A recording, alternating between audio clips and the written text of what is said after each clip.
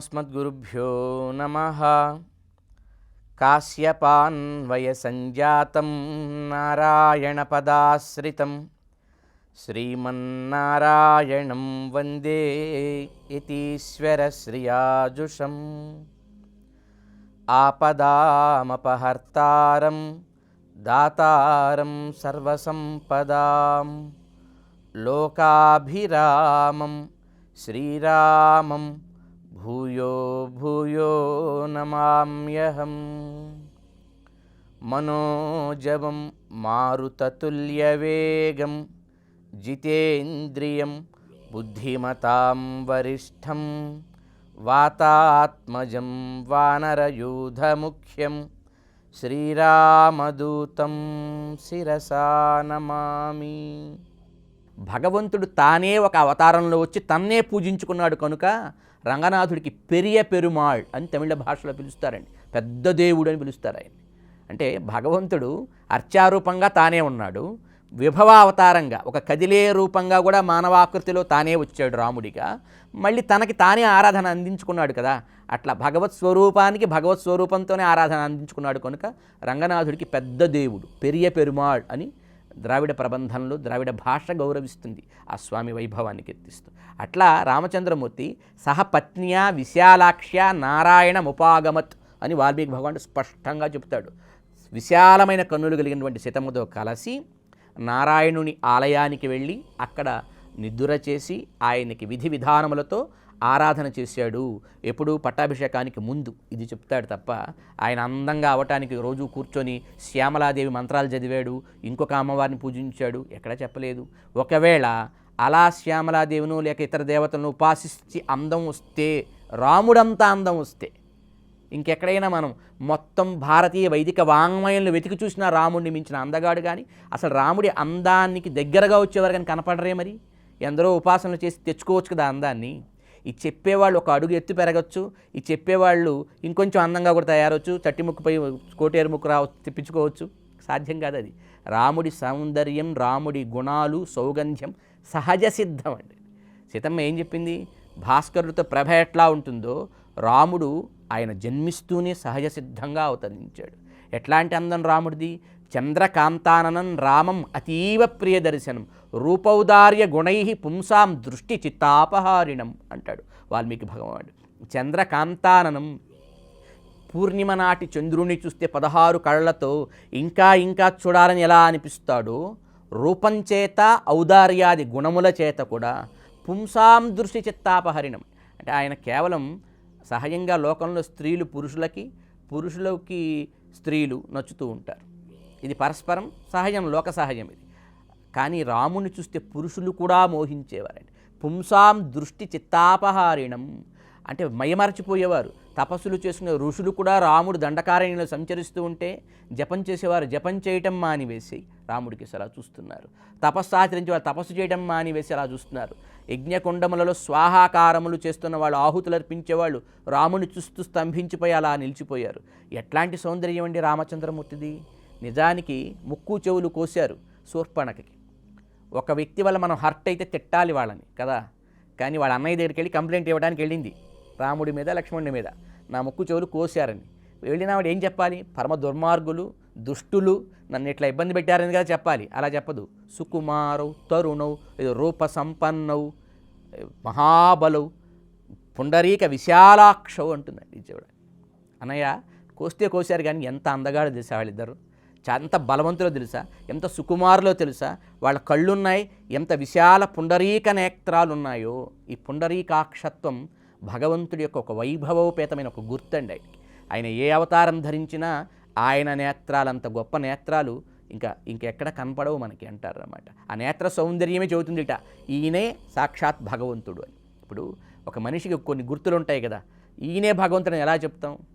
వేదంలో పురుష సూక్తం అనే ఒక సూక్తం ఆయన భగవంతుడు అంటే ఎట్లా ఉంటాడు, పరమాత్మ అంటే ఎట్లా ఉంటాడు వర్ణించింది. మొత్తం వర్ణించి ఎవరు మీరు ఇంతగా వర్ణిస్తున్నారు, నేను ఎట్లా గుర్తుపెట్టుకోవాలి ఆ పరమాత్మని ఎవరు అని ఎలా ఐడెంటిఫై చేయాలంటే హ్రీశ్చతే లక్ష్మీశ్చ పత్నియో అని చెప్పి, భూదేవి లక్ష్మీదేవి ఎవరికి భార్యలుగా ఉన్నారో ఆయన ఏ పరమాత్మ అని చిహ్నం అన్నమాట.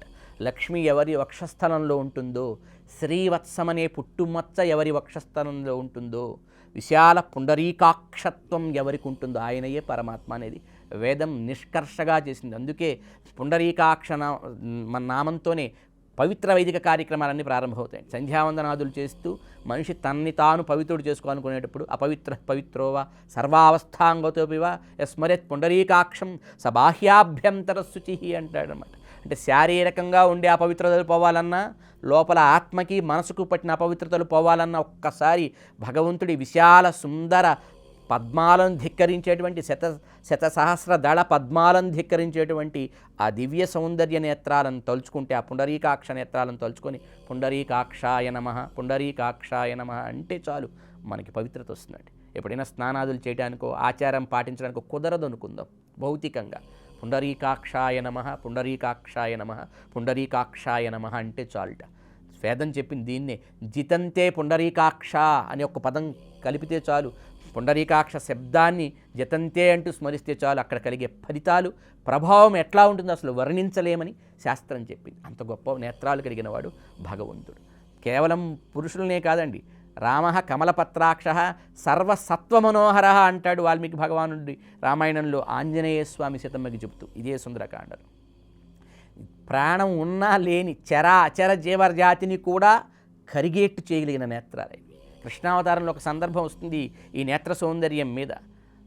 ధర్మరాజు రాజసూయ యాగం చేస్తున్నాడు. యాగ సభలో విశ్వంలో ఉండే విఖ్యాతమైన మనుషులంతా వచ్చారు. ఇప్పుడేమో కొంతమంది మనం విశ్వవిఖ్యాతులు అంటుంటాం కదా గొప్పవాళ్ళని. అట్లాంటి వాళ్ళు అన్ని రంగాలలో, ఏ రంగంలో, ఆర్థిక వ్యవస్థలో కావచ్చు, నైపుణ్యాలలో కావచ్చు, యుద్ధ విద్యలలో కావచ్చు, మేధా సంపత్తిలో, తపస్సులో, వైజ్ఞానిక ప్రగతిలో, రకరకాల రంగాలలో నిష్ణాతులు, వరల్డ్ టాపర్స్ అని చెప్పేవాళ్ళంతా ఆ సభలో కూర్చున్నారు రాజసూయ యాగంలో ఆహ్వానం అందుకొని. ఆ రాజసూయ యాగానికి ఒక నియమం ఉందండి. అక్కడ కూర్చున్న వాళ్ళందరిలో ఎవరు వాళ్ళందరికీ కూడా టాప్ పెద్ద అని అనుకుంటామో అగ్రపూజ అని ఆయనకి చేయాలి. అదొక విధానం. ఎవరు చేయాలి? ఈ యజ్ఞ నిర్వహణ చేస్తున్నటువంటి ఈ యజమాని చేయాలి, ధర్మరాజు గారు చేయాలి. ధర్మరాజుకి చాలా క్లియర్గా తెలుసు ఎవరికి చేయాలో.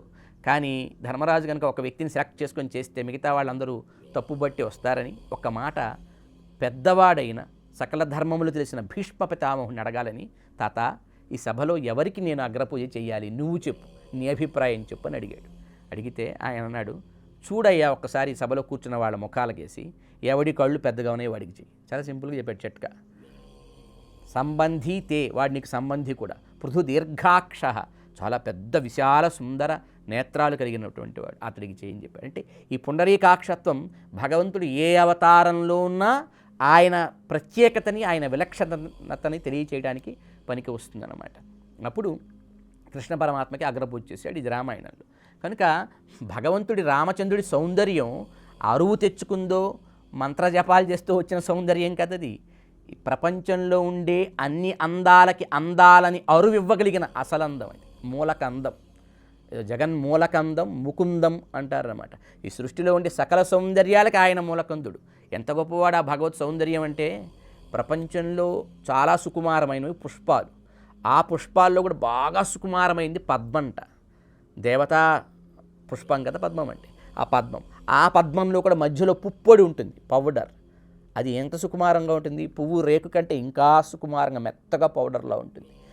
ఆ పుప్పొడి ఒంటి మీద పడితే కందిపోయేంత సుకుమారం లక్ష్మీదేవిది. ఆ లక్ష్మీదేవి తన చేతులతో ఒత్తితే కందిపోయేంత సుకుమారం భగవంతుడిది అనమాట. అంత దివ్యమైనటువంటి ఆ అద్భుతమైన సౌందర్య రాశి అయి ఉంటాడు పరమాత్మ.